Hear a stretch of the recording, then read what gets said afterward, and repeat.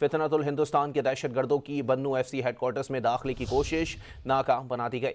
दहशतगर्दों ने बारूद से भरी गाड़ी इमारत की बैरूनी दीवार से टकराई। खुदकुश हमले में दीवार गिरने से 3 शहरी जख्मी हुए। सिक्योरिटी फोर्सेस की बरवक्त कार्रवाई में 5 दहशतगर्द हलाक हो गए। दहशतगर्दों से फायरिंग के तबादले में 6 सिक्योरिटी एहलकार शहीद हुए हैं। फितनतुल हिंदुस्तान के दहशतगर्दों की बन्नू FC हेडक्वार्टर्स में दाखिले की कोशिश नाकाम बना दी गई।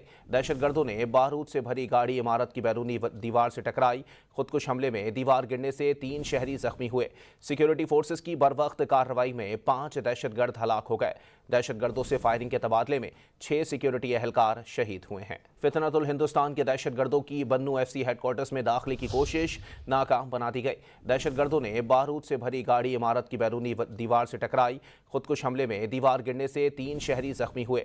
सिक्योरिटी फोर्सेस की बरवक्त कार्रवाई में 5 दहशतगर्द हलाक हो गए। दहशतगर्दों से फायरिंग के तबादले में 6 सिक्योरिटी एहलकार शहीद हुए हैं।